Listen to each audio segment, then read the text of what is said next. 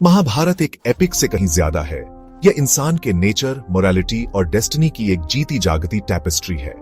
ऊपर से यह पांडवों और कौरवों की कहानी है, एक डायनास्टिक स्ट्रगल जो कुरुक्षेत्र के युद्ध में खत्म होती है।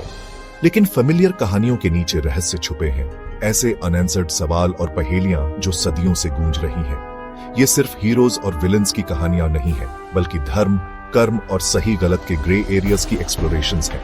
महाभारत आसान जवाब नहीं देती, यह हमें सवाल करने, सोचने और गहराई से देखने के लिए चैलेंज करती है। आज हम वेल नोन से आगे एपिक की शैडोज और सीक्रेट्स में सफर करेंगे। हम ऐसी कहानियों को एक्सप्लोर करेंगे जो एम्बिग्युइटी में खत्म होती है, ऐसे कैरेक्टर्स जिनकी फेट्स अनसर्टेन हैं, और ऐसी इवेंट्स जो एक्सप्लेनेशन से परे हैं।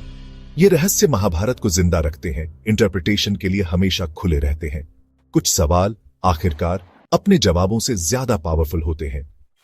महाभारत के कई वॉरियर्स में अश्वत्थामा अलग खड़े हैं, इस बात के लिए नहीं कि वे कैसे मरे, बल्कि इस बात के लिए कि उन्हें कैसे जीने का श्राप मिला।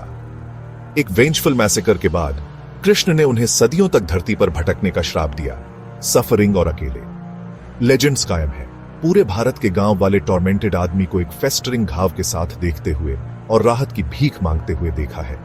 क्या अश्वत्थामा अभी भी जिंदा है, या वे अनडाइंग गिल्ट और कॉन्सिक्वेंस के लिए एक मेटाफोर हैं? उनकी इमॉर्टैलिटी एक ब्लेसिंग नहीं, बल्कि एक पनिशमेंट है, एक रिमाइंडर कि कुछ पाप हमेशा गूंजते हैं। सवाल बना रहता है, क्या एंडलेस जीवन एक श्राप है, और क्या ट्रू रिडेम्पशन कभी मिल सकती है? अश्वत्थामा की फेट मिथ और रियलिटी के बीच की लाइन को ब्लर करती है, हमें न्याय के सही अर्थ पर विचार करने के लिए छोड़ देती है। पांडवों का थ्रोन पर दावा उनके लिनेज पर टिका है, लेकिन उनका जन्म डिवाइन मिस्ट्री में लिपटा है। चाइल्डलेस होने का श्राप मिला था। पांडु की पत्नियों ने देवताओं का आह्वान किया, धर्म, वायु, इंद्र और अश्विनी कुमार। पांडवों को पांडु के एयर्स के रूप में पाला गया, लेकिन उनके सेलेस्टियल पेरेंटेज ने उन्हें अलग कर दिया, एडमायर्ड फिर भी क्वेश्चन्ड। राइवल्स ने इस सीक्रेट का इस्तेमाल किया उनकी लेजिटिमेसी को कमजोर करने के लिए, एपिक के सेंट्रल कॉन्फ्लिक्ट को बढ़ावा दिया। क्या वे उस राजा से परिभाषित हुए जिसने उन्हें पाला, या उन देवताओं से जिन्होंने उन्हें जन्म दिया? उनकी आइडेंटिटी, उनकी स्ट्रेंथ और उनकी वल्नरेबिलिटी दोनों थी। उनके जन्म का सीक्रेट पूछता है, क्या सही में एक बेटा, एक राजा या एक लेगेसी बनाता है? महाभारत में आइडेंटिटी उतनी ही एक बैटलफील्ड है जितनी की कुरुक्षेत्र खुद। कर्ण, सूर्यदेव और कुंती के बेटे डिवाइन आर्मर और ईयरिंग्स के साथ पैदा हुए थे। उनकी फेट के खिलाफ उनकी ढाल, एक चैरियटीर के बेटे के रूप में पाले गए। उन्हें उनका बर्थ राइट नहीं मिला, फिर भी उनकी जेनरोसिटी लेजेंडरी बन गई। जब इंद्र एक ब्राह्मण के भेष में उनके आर्मर के लिए पूछा, कर्ण ने उसे दे दिया, जानते हुए कि इसका मतलब उनकी मौत थी। बदले में उन्हें एक सिंगल यूज वेपन मिला, लेकिन उनकी इनविंसिबिलिटी खो गई। क्या होता अगर कर्ण ने मना कर दिया होता? क्या युद्ध का नतीजा बदल जाता? उनका सैक्रिफाइस एक हॉन्टिंग क्या होता अगर है डेस्टिनी, ऑनर और फ्री विल का एक टकराव? क्या वे फेट से डूम्ड थे या अपनी खुद की चॉइसेस से? कर्ण की ट्रेजेडी एपिक के सबसे डिबेटेड मिस्ट्रीज में से एक के रूप में बनी हुई है। महाभारत के रहस्य फ्लॉज नहीं है, वे उसकी आत्मा है।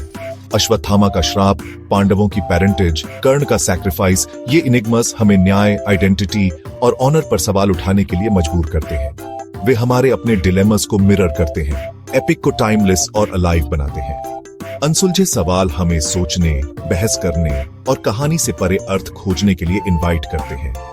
हर पीढ़ी इन एंशिएंट रिडल्स में नए सच खोजती है। महाभारत हमें सिखाती है, कभी कभी जर्नी डेस्टिनेशन से ज्यादा मायने रखती है। इसके रहस्य बातचीत को जिंदा रखते हैं, हमें अपने जीवन पर विचार करने के लिए चैलेंज करते हैं। इन सवालों पर विचार करते हुए हम एपिक और उसकी विजडम को हमेशा जिंदा रखते हैं। अगर आपको यह वीडियो पसंद आया हो तो कृपया सब्सक्राइब करें और लाइक करें। आपके सपोर्ट से हमें और भी बेहतरीन वीडियो बनाने की प्रेरणा मिलती है। धन्यवाद।